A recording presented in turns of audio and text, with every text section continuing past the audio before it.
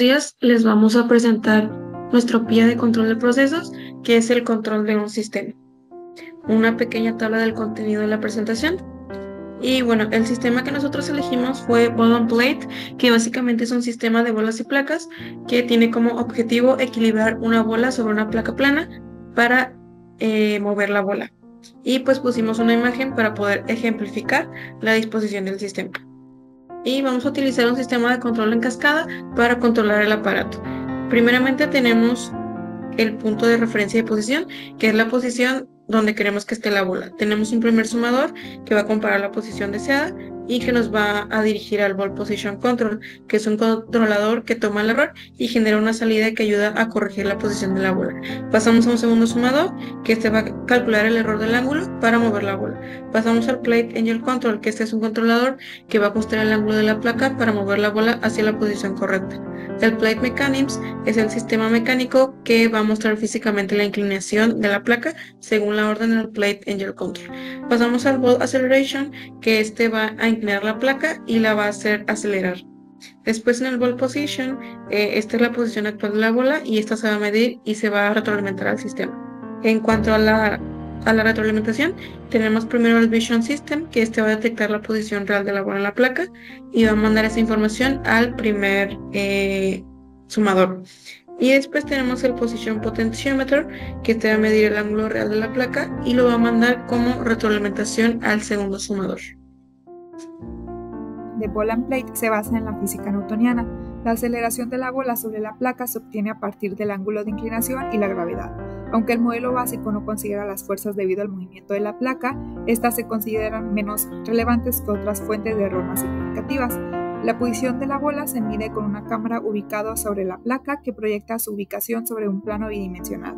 Dado que los ángulos de inclinación son pequeños y se suma una gravedad constante de 9.8, se puede linealizar el modelo utilizando las aproximaciones de seno de A igual a A y coseno de A igual a 1, lo cual nos lleva a la función de transferencia que está ahí en la pantalla. Esto también nos lleva a una función de transferencia que contiene un doble integrador, lo cual representa un riesgo importante para el diseño del controlador y es por ello que se utiliza un compensador adelantado para posicionar la posición de la bola.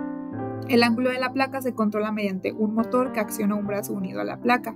Esta configuración hace que el ángulo de la placa se mueva a la mitad de la velocidad angular del motor.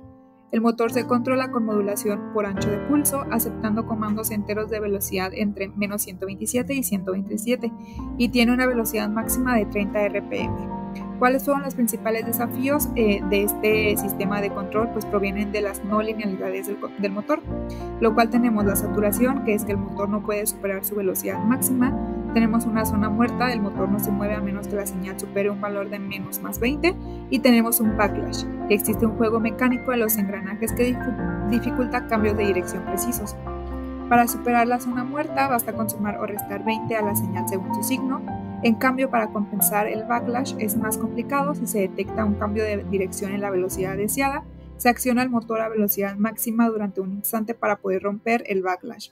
Sin embargo, si esta técnica es poco efectiva debido a las limitaciones de velocidad del motor. Además, el problema se agrava porque el backlash afecta la posición de salida del motor, no su velocidad, y ocurre después del integrador, lo que hace más difícil compensarla con técnicas convencionales. En la primera imagen se puede mostrar el modelo resultante del mecanismo de control del ángulo, y en la segunda se tiene el sistema en caso de que el backlash estuviera antes que el integrador. Como explicación del código, este código en Python implementa un sistema interactivo para simular el comportamiento de un controlador PID, es decir, proporcional, integral y derivativo, aplicado a una planta de primer orden. Este utiliza los parámetros iniciales calculados mediante el método de Ziegler-Nichols, que permite obtener una configuración estándar del controlador a partir de la ganancia crítica KU y el periodo de oscilación PU. La simulación se realiza paso a paso usando integración numérica para simular la respuesta temporal del sistema ante una entrada de escalón, como se verá adelante. La función SimulateResponse calcula cómo responde esta salida del sistema YDT frente al error entre la señal deseada setPoint y la salida real. Esto considerando la acción proporcional, integral y derivativa del controlador.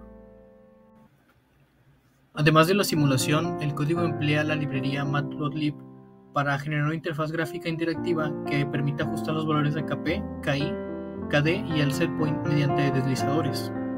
Al presionar el botón actualizar se va a recalcular y actualizar la gráfica de respuesta del sistema, facilitando la observación en tiempo real de cómo afectan los parámetros del PID al comportamiento del sistema. Esto será útil para pruebas rápidas de sintonización y visualización del impacto de cada componente del PID sobre la estabilidad y velocidad de respuesta del sistema controlado.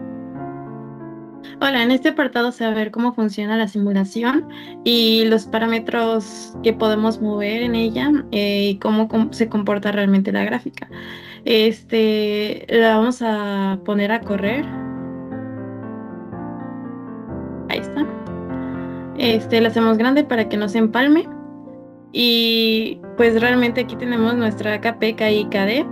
Los podemos ir modificando y por ejemplo le damos a actualizar y se modifica la gráfica, así pues todos los comportamientos que nosotros esperaríamos con cada uno de ellos. Y de hecho, si se puede apreciar por aquí, hay unos apartados rojitos en los slayers.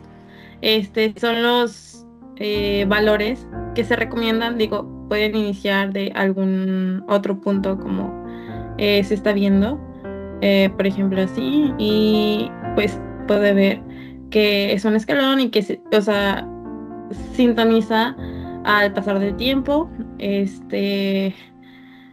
y el setpoint también se puede mover, se programó en 1, pero pues puede ser 1.5, lo actualizamos y se mueve a 1.59.